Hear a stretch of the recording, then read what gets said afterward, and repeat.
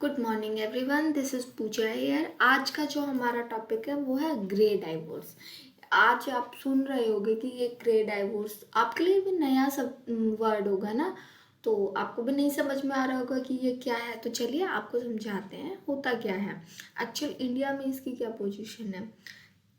सबसे पहले आप इसका मीनिंग समझिए कि ग्रे डाइवोर्स है क्या। यहाँ पे जो ग्रे वर्ड रेफर किया गया है वो आपके ग्रे एयर से किया गया, आपके हेयर से। ठीक है, तो एक एज, एक कपल जो एक सर्टेन एज आप साथ में बिता लेता है और उसके बाद जब वो डाइवोर्स लेता है तो उसे हम कहते हैं ग्रे डाइवोर्स। ठीक है, तो इसके रिगार्डिंग इंडिया में क्या पोजीशन है, हमारा एंशियंट लॉ क्या था, सारी चीज़ें जानते हैं। देखिए क्या है, व्हाट इज़ ग्रे डाइवोर्स। यहाँ पे एक ये जो ट्रेंड है ये देखा गया है। वैसे तो वेस्टर्न कल्चर है बट अभी इंडिया में भी आने लगा है। यहाँ पे ग्रे एयर से आपका रेफर किया जाता है जहाँ पर ये समझ लिया जाता है कि एक लॉन्ग टर्म में कपल ने साथ रह लिया है। समझ लीजिए एक कपल की मैरिज 15 साल साथ रह लिए, 20 साल साथ रह लिए। अब कोई नहीं सोच सकता कि ये सेपरेट हो जाएंगे। तब वो अगर सेपरेट होते हैं तो उसको रेफर किया जाता है यहाँ पे ग्रे डाइवोर्स से। ये न्यूज़ में क्यों आया, ये न्यूज़ में जब से आया है, जब से इंडिया में तो आया अभिषेक बच्चन एंड ऐश्वर्या राय की मैरिज के कारण। और अभी जो फेमस यूट्यूबर आप देख रहे होंगे ऋतु राठी एंड गौरव तनेजा, उनकी न्यूज़ से भी ये काफ़ी न्यूज़ में आ गया क्योंकि उन्होंने भी एक लाइफ का बहुत सारा स्पैम जो उसके बाद बियॉन्ड एक्सपेक्टेशन चला जाता है कि अब ये मैरिटल टाई बहुत स्ट्रॉन्ग हो गया, अब नहीं टूटेगा। उस टाइम पे वो डाइवोर्स हो जाना लाइक काफ़ी लोगों को भी अलग लगता है कि ये कैसे हो सकता है इस समय। तो उसको हम यहाँ पे ग्रे डाइवोर्स कहते हैं या सिल्वर स्प्लिटर्स भी बोल सकते हैं आप। ठीक है, अब होता क्या है, 50 ईयर्स से अबोव वालों में, जैसे देखो अमेरिकन जो वाइस प्रेसिडेंट थे ना, उन्होंने भी 40 साल शादी रह जाने के बाद सेपरेशन लिया। ठीक है, ऐसे ही आप देखेंगे ये बिल गेट्स एंड उनकी वाइफ का जो अभी डाइवोर्स हुआ 27 साल शादी के बाद 2021 में, अब वो सेपरेट हुए हैं। अमेरिकन वाइस प्रेसिडेंट कपल, इन्होंने भी इस ट्रेंड को फॉलो किया। 40 साल की शादी के बाद मैरिटल टाई का टूटना मतलब सोचा भी नहीं जाता कि, क्योंकि एक सेटलमेंट आ जाता है, बच्चे सेटल हो गए हैं, सब सेटल हो गया उसके बाद। तो देखिए इंडिया में क्या है, इंडिया में ये ट्रेंड दिखने लगा है, एक्चुअली होने लगी हैं ये चीज़ें भी। क्या था पहले, तो जो हिंदू कल्चर के हिसाब से देखोगे तो डाइवोर्स का कंसेप्ट ही नहीं था हमारे यहाँ। विवाह विच्छेद जैसी कोई टर्म भी नहीं थी। ठीक है, ये अभी मॉडर्न इरा में ऑप्ट की गई हैं और 1955 के बाद हिंदू कल्चर में भी ये चीज़ आने लगी, जब से लॉ को कोडिफाई किया गया। उससे पहले डिवोर्स का कोई कंसेप्ट नहीं था हिंदू कल्चर में।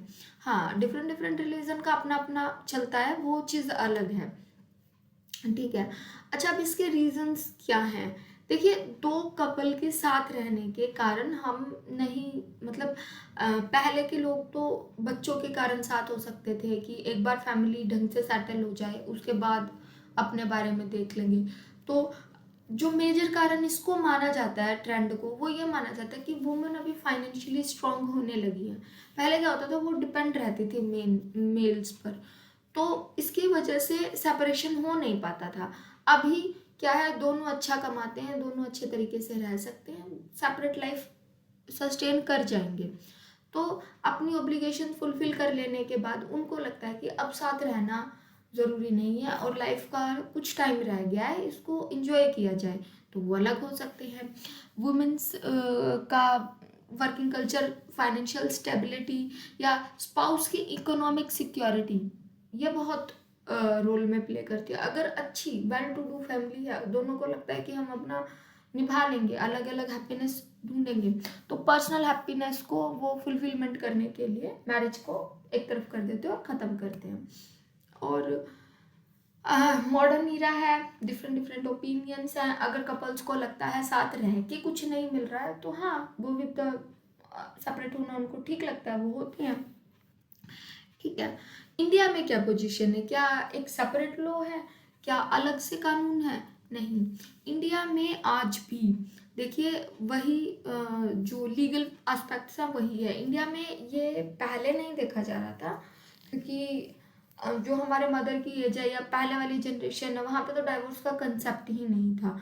लेकिन सिल्वर स्प्लिटर्स तो बिल्कुल नहीं देखे जा रहे थे, लेकिन अभी धीरे धीरे धीरे धीरे इंडिया में आने लगा है। ग्रोइंग इकोनॉमिक स्टेबिलिटी और ये सब कुछों के कारण ना, दोनों फैमिलीज अगर स्टेबल है और बच्चों की पढ़ाई के लिए जब उनको लगता है कि हाँ अब हो गया है, हम अलग रह सकते हैं, वहाँ पे वो नॉर्मली ले लेते हैं। क्या लीगल एस्पेक्ट्स क्या हैं? डाइवोर्स के ग्राउंड वही हैं, ठीक है। हिंदू मैरिज एक्ट अगर हिंदू हो तो वही लगेगा, या फिर स्पेशल मैरिज एक्ट में जाइए, या फिर जो आपका पर्सनल लॉ है उसी के अकॉर्डिंग लॉ होता है, वो अलग नहीं है, वो वही रहेगा, ठीक है। लीगल सिग्निफिकेंस अगर आप देखेंगे तो एक ये यूनिक चैलेंज आ जाता है। क्यों? क्योंकि अब उनका एसेट डिवीजन कैसे होगा, एलएमएनआई कैसे होगी, रिटायरमेंट बेनिफिट्स कैसे बटेंगे, ये एक बहुत क्रिटिकल इशू रेज होते हैं, ठीक है। जॉइंट एसेट जो ली गई है, क्योंकि सीधी बात है, आप बहुत डेकेड से 2 या 3 जनरेशन आप साथ मतलब डेकेड साथ रह लिए हो, 10 या 20 साल, उसमें आपने प्रॉपर्टी अरेंज की होगी, किसका कितना पोर्शन बटेगा, हस्बैंड को क्या मिलेगा, वाइफ को क्या मिलेगा, तो वो डिस्ट्रीब्यूशन एक डिफिकल्ट टास्क होता है। यहाँ पर मेंटेनेंस देना पड़ेगा नहीं देना पड़ेगा, या पार्टीज के बीच में क्या सेटलमेंट हुआ है, ये उनकी म्यूचुअल अंडरस्टैंडिंग्स पे डिपेंड करता है और उसी के अकॉर्डिंग होता है। तो ये एक डिफरेंट टास्क है, ठीक है। तो इनमें हमें तो ग्रे डाइवोर्स का मतलब क्या है, आपको समझ में आ गया। ग्रे डाइवोर्स मीन्स उन कपल्स के बीच में डाइवोर्स जो एक लॉन्ग टर्म तक साथ रह लिए हैं, जिन्होंने एक अच्छा लंबा पीरियड मैरिज का साथ सस्टेन कर लिया है, ठीक है। और फिर कि इसके रीजंस क्या है, क्यों हो रहा है आजकल, इसके रीजंस हैं, डिफरेंट डिफरेंट रीज़न हो सकते हैं। अगर उनको साथ में हैप्पीनेस नहीं मिल रहा है, ठीक है, सेल्फ हैप्पीनेस, सेल्फ अप्रोच, या फिर ये बोल सकते हैं कि 2 कपल साथ थे ही पेरेंटिंग के लिए, वो ऑब्जेक्टिव ख़त्म हो गया है, तो बच्चे सेटल्ड हो गए हैं, उसके बाद वो ले रहे हैं, या इकोनॉमिक स्टेबिलिटी, या फिर दोनों को पार्टनर डिफरेंट डिफरेंट मिल गई हैं, मैरिज अच्छी नहीं चल रही है, देयर आर वेरियस रीजंस, कुछ भी हो सकता है। हमारे पास बहुत सारे एग्जाम्पल्स हैं देखने में, ठीक है। और लीगल फ्रेमवर्क क्या है? लीगल फ्रेमवर्क वही रहेगा जो नॉर्मल डाइवोर्स का रहता है, जो नॉर्मली कपल्स को जिन ग्राउंड्स पे लिया जाता है या म्यूचुअल अंडरस्टैंडिंग पे लेते हैं वो म्यूचुअल कंसेंट से, वही चीज़ें वही लॉ वैसा ही फॉलो करना पड़ेगा। डिफरेंट लॉ नहीं है, डिफरेंट इनके लिए आर्टिकल या सेक्शंस नहीं दिए गए हैं। तीसरी चीज़ जो आपको इसके बारे में जाननी चाहिए वो ये है कि क्या इंडिया में या हिंदू लॉ में ये पहले गवर्न होता था कि नहीं, पहले नहीं देखने को मिलता था, बट हाँ मतलब ट्रेंड के अकॉर्डिंग चल रहा है, ठीक है। थर्ड वन इज कि प्रॉपर्टी डिस्ट्रीब्यूशन कैसे होता है, या तो वो खुद एग्रीमेंट बना लेंगे या फिर जिसने जितना कमाया होगा सेपरेशन करवाएंगे, पार्टीशन करवाएंगे, वो एक डिफरेंट टास्क है, वो अलग से देखना होता है, ठीक है। तो एज ऑफ नाउ मैंने इसका आपको मीनिंग समझा दिया, क्यों होता है, क्यों आजकल कपल प्रेफर कर रहे हैं, आपको इस चीज़ का आई थिंक आपको एक ओवरव्यू मिल गया होगा पूरे इस टॉपिक का।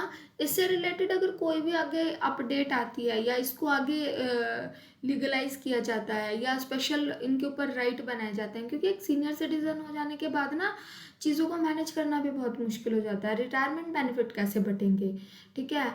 इंश्योरेंस पॉलिसी में अगर एक दूसरे के नॉमिनी हैं या एक कपल चला गया उसके बाद क्या होगा, ये सारी चीज़ें अभी तो एज ऑफ नाउ तो कोई लीगल लॉ अलग से नहीं है इनके लिए, बट आगे हमें देखना होगा कि क्या रहता है पोजीशन। थैंक यू, अभी के लिए थैंक यू।